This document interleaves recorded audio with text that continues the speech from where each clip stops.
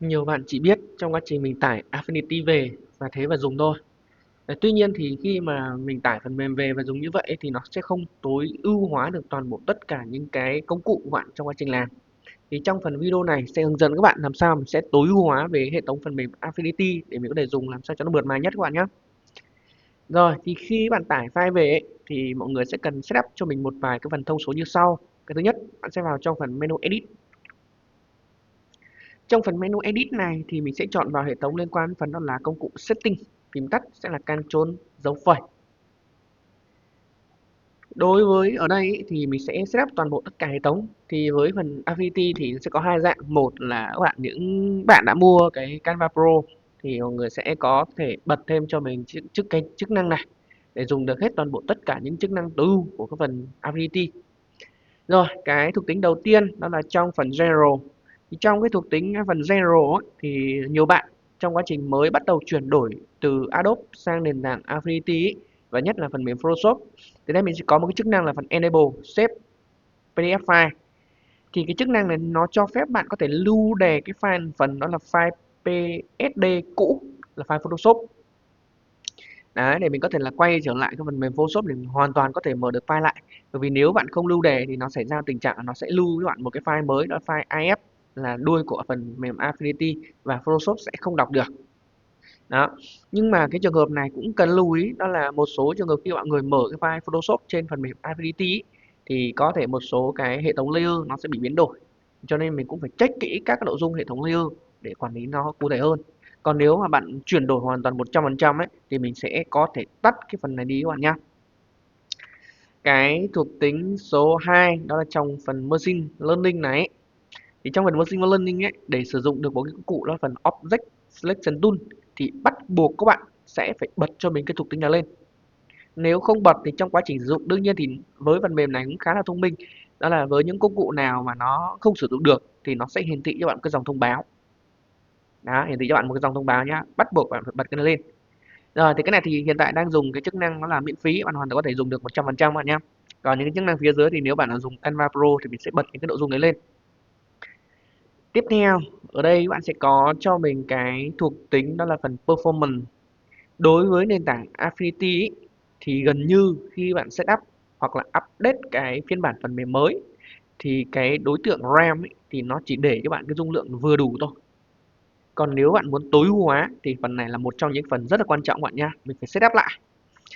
Ở đây sẽ bao gồm 3 thuộc tính mà mọi người sẽ cần quan tâm. Cái thứ nhất đó là phần RAM và cái dung lượng RAM mình để xử lý cái file thiết kế trên phần mềm này thì gần như là người ta sẽ để cái dung lượng khá là thấp. Vậy thì trong quá trình bạn thiết kế những file nặng, file vector hay là những cái nội dung file dàn trang mà có quá nhiều trang thì mình sẽ cần đòi hỏi là cái phần RAM của mình sẽ cần chứa nhiều hơn. Cho nên là hai cái đối tượng này mọi người sẽ đẩy cho mình cao hơn một tí bạn nhé. Đó. Rồi tiếp theo cái phần Unlimited này thì mặc định của nó sẽ để cho bạn là 1024. Undo là cái gì? Đó là cái số lượng quay trở lại, cái số lượng là lưu các bước thực hiện nháp ở thời điểm hiện tại.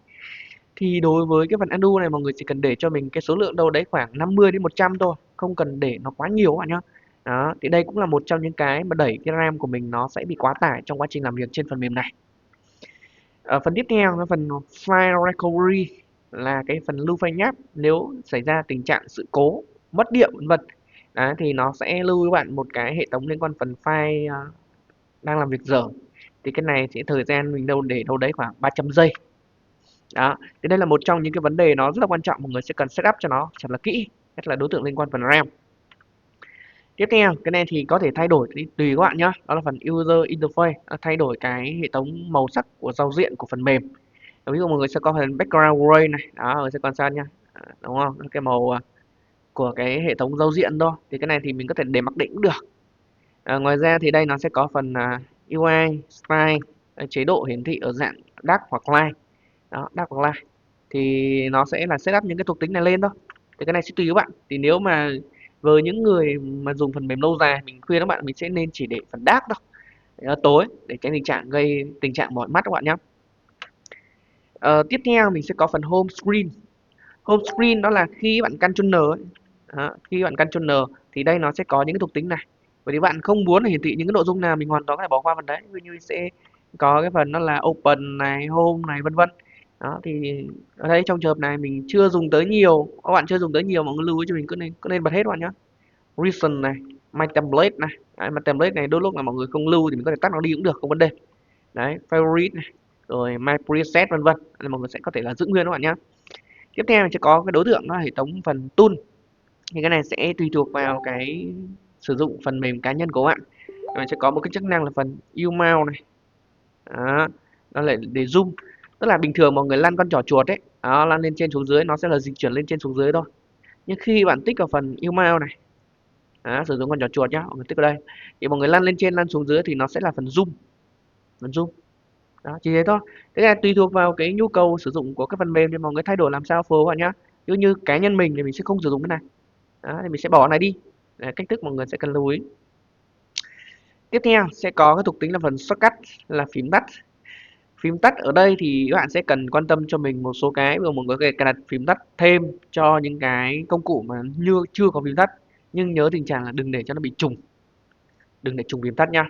Rồi, mình có thể setup riêng từng cái phần studio, ví dụ như hệ thống pixel này, đó, vector này và phần layout.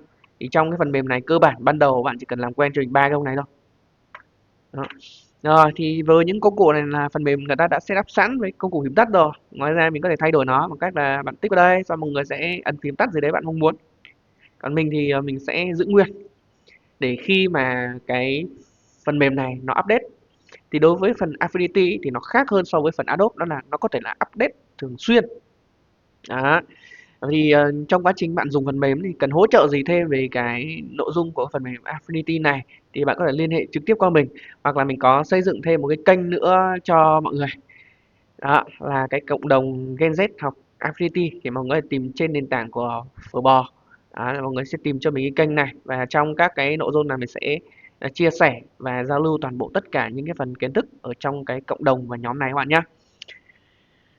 Rồi, ok, quay trở lại.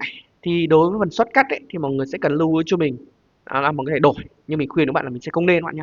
Khi nó mà update ấy, thì nó lại quay trở về mặc định của tất cả các setup, không chỉ riêng phần shortcut mà tất cả các thuộc tính này cũng bị trở về mặc định như ban đầu.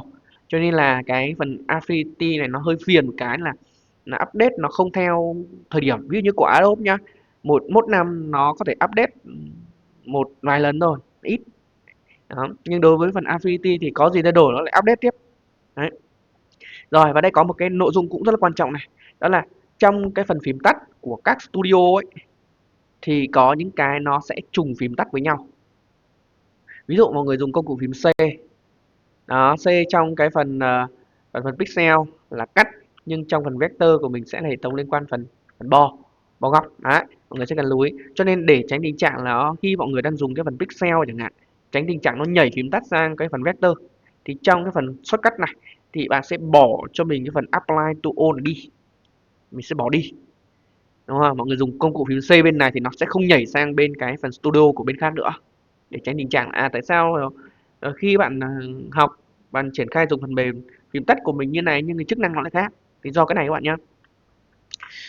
Tiếp theo ở đây mình sẽ có thêm một vài cái gọi là cơ bản thôi, thì cái này mình có thể setup thêm hoặc không thì tùy các bạn. Đó, rồi một cái nữa bạn nhé, đó là khi các bạn mở cái giao diện của phần mềm Affinity lên ấy thì bạn thấy được rằng ví dụ như mọi người dùng nhiều hệ thống layer đi, mọi người không dùng đến phần Pathbroad chẳng hạn, hoặc là phần Quick. Đấy, Quick FX là phần hiệu ứng. Đây mình có thể là vào trong phần menu Window. Đó, mình sẽ chọn vào hệ thống liên quan phần General. Trong phần General này ví dụ như mình sẽ chỉ dùng cái hệ thống liên quan phần layer này. Đấy, cái phần hiển thị sản phẩm demo này, mình chỉ dùng những cái này thôi. Thì những cái khác thì mình có thể hoàn toàn tắt đi bạn nhá. Đấy, General mình bỏ cái phần History này, Windows này, General mình sẽ bỏ phần Transform đi này. Đó, thì mọi người sẽ có cho mình những cái này, mình sẽ bật layer rồi các nội dung lên. Được chưa bạn? Còn nếu bạn nào mà chưa biết và chưa xác định được là cái công cụ mình dùng cái gì thì mình sẽ vào lại vị trí Windows. Mọi người sẽ chọn cho mình phần panel bạn nhá. Trong phần panel mọi người chỉ cần chọn cho mình reset lại thì nó sẽ quay trở về hệ thống mặc định. Đó. Còn nếu bạn nào cần bật cái gì lên rồi các kiểu thì mọi người có thể vào trong những cái nội dung này. Đó, nội dung này bạn nhá. Được chưa? Reset. Hoặc một cách nữa là bạn có thể tìm kiếm bằng cách là mình sẽ chuột phải vào đây, mình sẽ chọn phần Customize Toolbar. Customize. Rồi customize xong mình sẽ chọn phần panel này. Đấy, bạn thích bật cái gì lên thì mọi người có thể chọn công cụ. Thì cái này nó sẽ sắp xếp alphabet nó khá là dễ. Ví dụ như mọi người chọn cho mình đến cái phần phần brush chẳng hạn, bạn muốn bật brush lên. Đó, thì cái brush mình sẽ bật ở trên này rồi. Được chưa? Đấy, trên đầu kênh màu này nó sẽ bật lên này. Đó, thì cái này sẽ tùy thuộc vào từng cái ứng dụng của mọi người nhá. Thì mình sẽ làm sao có thể bật tắt. Rồi bên thanh toolbar thanh phía trên này cũng thế. Đấy, mọi người thấy được là có thể có một số cái mình có thể tìm và có thể là cái trường hợp này mình có thể dùng bàn tay là kéo lên luôn này, kéo lên nhá. Đó, kéo lên, kéo lên. Rồi ví dụ như trong trường mình sẽ chọn vào phần align có rồi này. Ờ, document detail đi. Sẽ kéo lên trên này. Đó thì nó sẽ xuất hiện cái này các bạn nhá. Còn bạn không thích nữa bạn sẽ kéo xuống. Đó, thì cái này mình có thể điều chỉnh. Thanh tool đang công cụ bên tay trái của mình cũng thế. Thì mình cũng có thể dùng bài toán là kéo ra để có thể xử lý những cái công cụ thêm các bạn nhá. Thì đây là một vài cái thuộc tính setup để làm sao tối ưu hóa cho cái nền tảng Affinity làm việc nó tốt nhất. Đương nhiên thì nếu bạn ở trong quá trình mà setup gọi là update những cái nội dung mới thì bạn sẽ cần lưu ý cho mình cũng phải setup lại. Cho nên cái phần video này có thể là hỗ trợ bạn khá là nhiều lần thì mọi người có thể lưu video lại để sau này cần hỗ trợ gì thêm thì mình sẽ hỗ trợ mọi người các bạn nhé. Thì trong quá trình dùng cái phần Affinity này có câu hỏi gì thắc mắc hoặc là mọi người đang bị lỗi gì thì mọi người có thể là comment ở dưới phần video thì mình sẽ hỗ trợ với các bạn. Và ở đây mình cũng có một cái nhóm cộng đồng. Đấy, để mọi người có thể là đăng bài lên trên này thì có thể chia sẻ sản phẩm này, kinh nghiệm này hoặc là thắc mắc hỏi đáp bất kỳ một cái nội dung nào thì đội ngũ chuyên môn của bên mình sẽ hỗ trợ mọi người các bạn nhé. Rồi, chúc các bạn thành công và tạo ra nhiều sản phẩm đẹp trên cái phần mềm Affinity.